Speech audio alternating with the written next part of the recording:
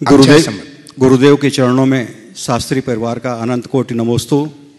प्रश्न पे आता हूं गुरुदेव कि खट्टा या मीठा अचार में कितना सारा एडजस्टमेंट होता है। आम का स्वभाव खट्टा होता है, शक्कर और गुड़ का स्वभाव मीठा होता है, मेथी का स्वभाव कड़वा होता है, मिर्च का स्वभाव तो हम सभी जानते ही हैं। नमक की प्रकृति में लवणता है, राई की प्रकृति में कसैलापन है, फिर भी अचार ने कितना अच्छा सामंजस्य बिठाया है कि सभी को अच्छा लगता है।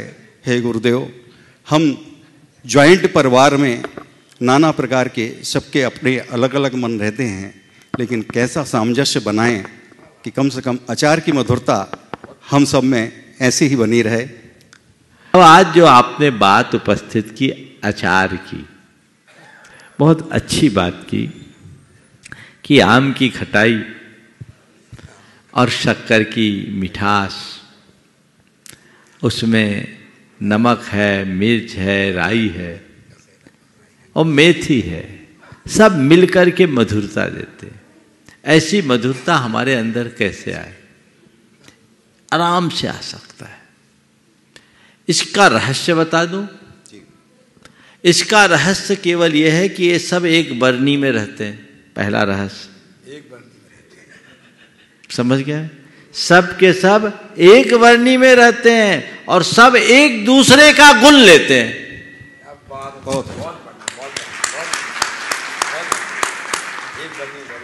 बस एक घर में रहो, एक झंडे के नीचे रहो, एक बरनी में रहो और एक दूसरे का गुण ग्रहण करने लगो, तुम्हारे यहां भी अचार की मिठास आएगी।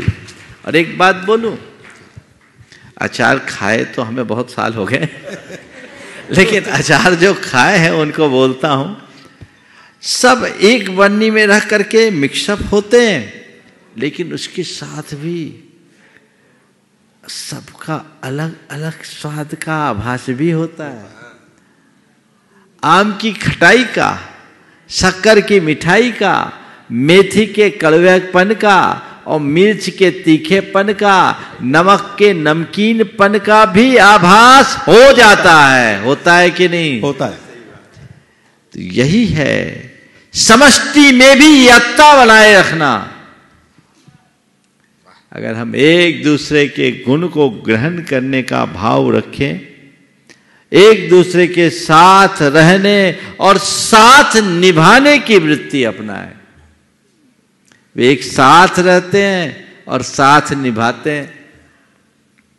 अगर आम कहे नहीं मैं तो खट्टा हूं, खट्टा ही रहूंगा, शक्कर कहे नहीं मैं मीठी हूं, मैं मुझे मीठी ही रहना है, मेथी कहे मेरा स्वभाव जो है मैं नहीं छोड़ूंगा, मैं जैसी हूं वैसी रहूंगे, और मिर्च लप लपा ले कि ज्यादा मत बोलो, मैं तीखी हूं तीखी रहूंगी, और नमक कहे देखो मैं अपनी मौजूदगी हटा नहीं सकता, मैं अपने ही स्वरूप में रहूंगा, तो अचार नहीं बनेगा।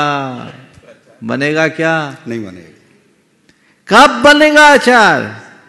जब सब एक दूसरे के साथ रहकर एक दूसरे का साथ निभाने के लिए संकल्पित होते हैं।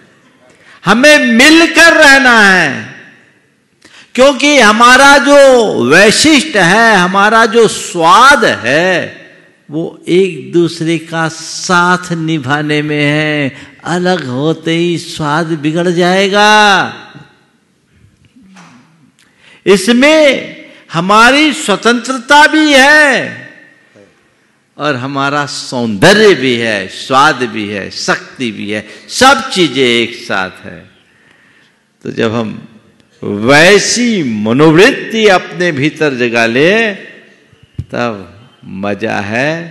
जब एक बरनी में ये आ जाते हैं ना, तो ये अपने आप को हटा करके अचार को ध्यान में रखते हैं। बस हमें भी व्यक्तिगत महत्वाकांक्षाओं को गौण करके घर परिवार की सुख शांति और समृद्धि को अपना लक्ष्य बनाना चाहिए, और उसके लिए अपना जितना उत्कृष्ट हो उत्सर्ग करना चाहिए। यदि हम ऐसा करने में तत्पर हो जाए तो हमारा बेड़ा पार।